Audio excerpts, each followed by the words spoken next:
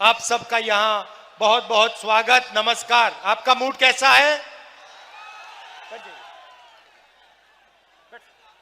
Mood कैसा है? नहीं, सुनाई नहीं दिया मुझे। कैसा है मूड? भाइयों और बहनों, कल दिल्ली में मैंने एक प्रेस कॉन्फ्रेंस किया हरियाणा की वोट चोरी के बारे में। उसमें सबूत देकर हमने दिखाया कि बीजेपी ने नरेंद्र मोदी, अमित शाह, इलेक्शन कमीशन, इन सब ने मिलकर हिंदुस्तान के संविधान पर आक्रमण किया। हमने प्रेस कॉन्फ्रेंस में साफ दिखाया कि हरियाणा का चुनाव वोट चोरी करके जीता गया। बीजेपी चुनाव हार रही थी, चोरी करके बीजेपी ने चुनाव जीता है। और हमने ऐसा सबूत दिया कि उसका कोई जवाब बीजेपी नहीं दे पा रही है, कोई जवाब इलेक्शन कमीशन नहीं दे पा रहा है। भाइयों और बहनों, मैं थोड़ा सा आपको बताना चाहता हूं। हरियाणा की वोटर लिस्ट में 2 बूथ में एक महिला का चेहरा 200 बार से ज्यादा आता है। वोटर लिस्ट में एक महिला को हरियाणा में 200 वोट से ज्यादा मिले हैं 2 बूथ में। एक और महिला है जिसका नाम 100 बार वोटर लिस्ट में आता है। 10 अलग अलग बूथों में उसने वोट दिया है। बीजेपी के नेता उत्तर प्रदेश से जाकर बिहार में वोटिंग कर रहे हैं। उनका वोट उत्तर प्रदेश में है, उनका वोट बिहार में है, हरियाणा में है। हजारों लोग उत्तर प्रदेश में वोट करते हैं और वही लोग जाके हरियाणा में वोट कर रहे हैं। भाइयों और बहनों, सबसे बड़ी बात, ब्राजील की एक महिला जो हिंदुस्तानी नहीं है, उसको हरियाणा के चुनाव में इलेक्शन कमीशन ने 22 वोट दिए हैं। मैं आपको क्यों बता रहा हूं? क्योंकि भाइयों और बहनों, बीजेपी ने हरियाणा का चुनाव चोरी किया, मध्य प्रदेश का चुनाव चोरी किया, महाराष्ट्र का चुनाव चोरी किया, छत्तीसगढ़ का चुनाव चोरी किया, लोकसभा का चुनाव चोरी किया है और अब ये बिहार का चुनाव चोरी करने की कोशिश कर रहे हैं। बिहार में इन्होंने हजारों लोगों का नाम वोटर लिस्ट से निकाले। किसके नाम?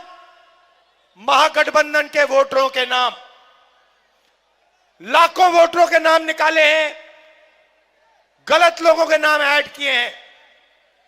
तो आपको सावधान रहना है, पोलिंग बूथ पे सावधान रहना है, क्योंकि ये पूरा दम लगाकर बिहार का चुनाव चोरी करने की कोशिश करेंगे।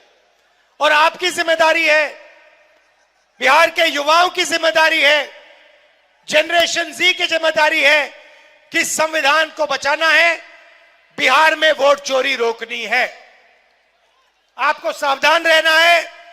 पोलिंग बूथ पे अगर बीजेपी के लोग वोट चोरी करने की कोशिश करें, अगर इलेक्शन कमीशन के लोग वोट चोरी करने की कोशिश करें, तो आपकी जिम्मेदारी बनती है कि आप उनको रोकें। आप रोकोगे? नहीं रोकोगे? 20 साल से नीतीश जी की सरकार है, 20 साल से यहां पे राज है। मैं यहां युवाओं से पूछना चाहता हूं, बिहार में आपको रोजगार मिलता है? आपको मिलता है बिहार में रोजगार? बिहार के लोग देश के हर प्रदेश में दिखाई देते हैं। कर्नाटक, तेलंगाना, अरुणाचल, पंजाब, जम्मू कश्मीर, जहां भी देखो बिहार के लोग, बिहार के युवा आपको मेहनत करते हुए दिखेंगे। क्या करते हैं बिहार के लोग? मजदूरी करते हैं। पुल बनता है, फ्लाईओवर बनता है, अस्पताल बनता है, यूनिवर्सिटी कॉलेजेस बनती हैं, आप बनाते हो। टनल बनती है, आप बनाते हो। बड़ी बड़ी इमारतें बनती हैं, मुंबई में, कर्नाटक में, बेंगलोर में, तेलंगाना में, आपकी मेहनत से बनती है। दुबई जैसा शहर बिहार के युवाओं ने अपनी मेहनत से बनाया। मगर मैं आपसे एक सवाल पूछना चाहता हूं, आपको नीतीश कुमार जी ने देश का मजदूर बना रखा है। क्या आप पूरी जिंदगी मजदूरी करना चाहते हो? क्या आप हर प्रदेश में मजदूरी करना चाहते हो? क्या आपको रोजगार नहीं चाहिए? क्या आपको बिहार में अस्पताल, कॉलेजेस, यूनिवर्सिटीज, रोजगार नहीं चाहिए? भाई और बहनों, अमित शाह आए और उन्होंने बिहार में भाषण दिया। कहते हैं कि बिहार में उद्योग के लिए जमीन नहीं है। उद्योग के लिए जमीन नहीं है, मगर अदानी को 1 रुपए में बिहार की जमीन दी जाती है। 1 रुपए 1 एकड़ के लिए अदानी को आपकी जमीन दी जाती है। और फिर अमित शाह आता है, आपसे कहता है बिहार में उद्योग लगाने के लिए जमीन नहीं है। उद्योग लगाने के लिए जमीन नहीं है, मगर अदानी अंबानी जैसे लोगों के लिए जितनी भी जमीन चाहिए वो लेके दे देते हैं। एम्स चाहिए दिल्ली में, मेट्रो स्टेशन है एम्स के सामने, नीचे जाके देखिए रात के समय 3-4 हजार लोग, बिहार के लोग वहां पे सोते हैं। क्यों सोते हैं? ऑल इंडिया मेडिकल इंस्टीट्यूट में बिहार से, पटना से, नालंदा से, गया से इलाज कराने जाते हैं। कहा जाता है कि बिहार में लोग अस्पताल जीने नहीं जाते हैं, मरने जाते हैं। यह आपकी सच्चाई है। अगर आपको मरना है तो आप बिहार के किसी अस्पताल में चले जाइए, अस्पताल आपको खत्म कर देगा, आपसे आपकी जिंदगी छीन लेगा। इलाज के लिए मुंबई जाना पड़ता है, इलाज के लिए दिल्ली जाना पड़ता है, शिक्षा के लिए बेंगलोर जाना पड़ता है, हैदराबाद जाना पड़ता है, रोजगार के लिए पूरे देश में घूमना पड़ता है, मजदूरी करनी पड़ती है, पंजाब जाना पड़ता है, हरियाणा जाना पड़ता है, सूरत जाना पड़ता है, गुजरात जाना पड़ता है। आप में कोई कमी नहीं है, आप में कोई कमी नहीं है। आप में क्षमता है, आप में एनर्जी है, आप में डायनामिज्म है। आप जो भी करना चाहते कर सकते हो, आपकी सरकार नहीं करने देती है, क्योंकि आपकी सरकार आपका खून चूसती है। आपकी सरकार चाहती है कि इस फोन के पीछे मेड इन चाइना लिखा रहे। वो चाहती है कि चाइना का फोन आपको बिके, आपके जेब में से पैसा जाए, चाइना के युवा के जाए, चाइना की कंपनी को जाए, अंबानी की जेब में जाए, अदानी की जेब में जाए। हम चाहते हैं कि एक ऐसा दिन आए जब इस सेल फोन पे इसके पीछे लिखा हो मेड इन बिहार। हम चाहते हैं कि यहां पे हजारों फैक्ट्रियां लगे, सेल फोन की factory, food processing unit, shirt pant textile की फैक्ट्री, कैमरा बनाने की फैक्ट्री, हवाई जहाज बनाने की फैक्ट्री, और सारे के सारे माल पर मेड इन बिहार लिखा मिले। नरेंद्र मोदी ये नहीं चाहते। नरेंद्र मोदी चाहते हैं कि अरबपतियों का राज हो, बिहार के लोगों को रोजगार ना मिले। इसीलिए उन्होंने गलत जीएसटी और नोटबंदी की। लक्ष्य था कि छोटे छोटे जो उद्योग हैं, छोटे बिजनेस हैं, किसान हैं, इन लोगों को चोट पहुंचे। नरेंद्र मोदी ने स्वयं हिंदुस्तान के सारे छोटे छोटे बिजनेसेस बंद कर दिए। क्यों? क्योंकि वो अंबानी अदानी के लिए रास्ता खोलना चाहते हैं। भाई और बहनों, रोजगार अदानी अंबानी नहीं देते हैं, रोजगार छोटे बिजनेसेस से मिलता है, छोटी फैक्ट्रियों से मिलता है। इन फैक्ट्रियों को नरेंद्र मोदी ने बंद कर दिया है। अगर बिहार का युवा बिजनेस चालू करना चाहता है, आप जाइए, बिहार के युवा जाइए, बैंक में जाइए और उनसे पूछिए हमें पैसा दीजिए, हमें लोन दीजिए। आपको बैंक 1 रुपए का लोन नहीं देगा। बिहार का किसान मर जाएगा मगर उसका कर्जा माफ नहीं होगा। अंबानी अदानी के लिए रेड कारपेट लगता है, जितना भी बैंक लोन चाहते हैं मिल जाता है, जितना भी कर्जा माफ करवाना चाहते हैं नरेंद्र मोदी, नीतीश जी करवा देते हैं। हम इसको बदलना चाहते हैं। हम चाहते हैं कि बिहार में कॉलेजेस, यूनिवर्सिटी लगे। नालंदा यूनिवर्सिटी पहले यहां हुआ करती थी, पूरी दुनिया से लोग आते थे। बिहार की महागठबंधन की सरकार एक बार फिर सरकारी कॉलेजेस, सरकारी यूनिवर्सिटी, सरकारी अस्पताल खोलने का काम करेगी। हमारी पूरी कोशिश होगी कि बैंक के दरवाजे बिहार के युवाओं के लिए, बिहार के एंटरप्रेन्योर्स के लिए खोले जाएं और आप सब छोटे छोटे उद्योग, अपने बिजनेस चालू करो। भाई और बहनों, बिहार की सरकार, महागठबंधन की सरकार शिक्षा पे काम करेगी, यूनिवर्सिटी, कॉलेजेस खोलने का काम करेगी। मगर मैं भी आपसे एक वायदा करना चाहता हूं, पर्सनल वायदा है, राहुल गांधी का वायदा है। पहले यहां पे नालंदा यूनिवर्सिटी थी, दुनिया से इधर लोग आते थे, चाइना से आते थे, जापान से आते थे, कोरिया से आते थे, वियतनाम से आते थे, थाईलैंड से आते थे, इंग्लैंड से आते थे, जर्मनी से आते थे। क्यों आते थे? नालंदा यूनिवर्सिटी में पढ़ाई करने आते थे। बिहार आते थे, बिहार में शिक्षा लेने के लिए आते थे। आज बिहार में जो ईमानदारी से पढ़ाई करता है उसके लिए पेपर लीक है, उसे परे कर दिया जाता है और झूठे लोगों को, जिनके रिश्तेदारी है, जिनके लोगों को, बीजेपी के लोगों से जानकारी है, उनको एग्जाम का पेपर दिया जाता है।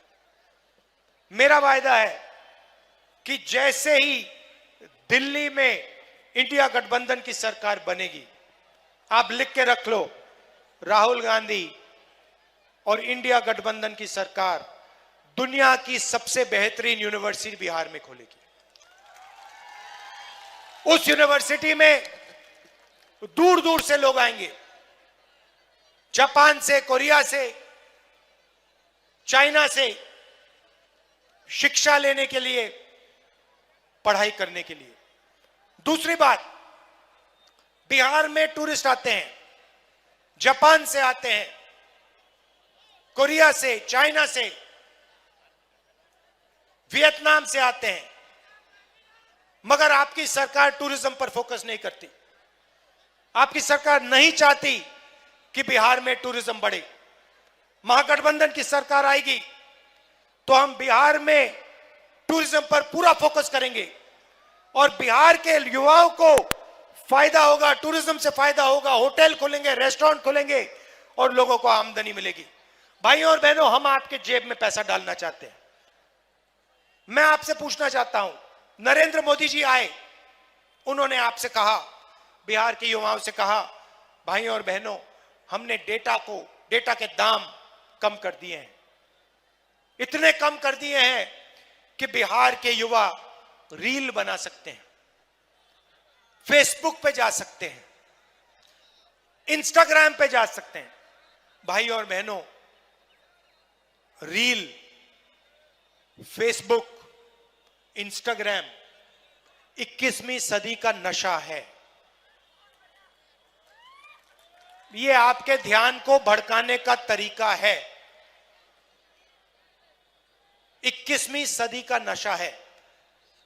और नरेंद्र मोदी ने आपको यह नहीं बताया कि जब आप रील बनाते हो, जब आप वीडियो बनाते हो, जब आप इंस्टाग्राम पे जाके देखते हो, तो पैसा आपके जेब में नहीं आता है, अंबानी अदानी के जेब में जाता है, जियो के जेब में जाता है।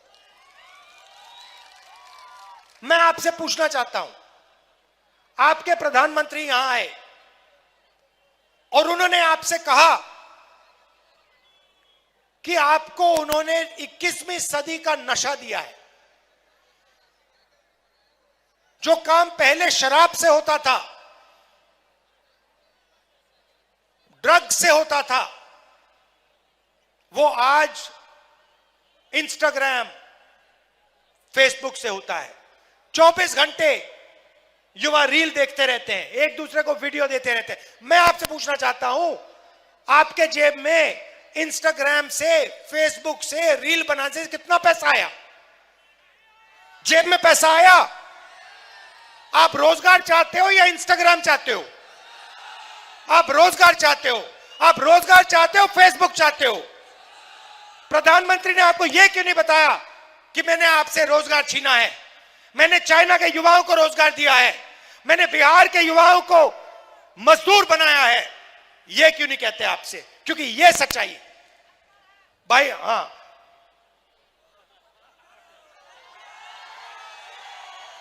भाइयों और बहनों, बिहार को एक बार फिर प्रगति करनी है।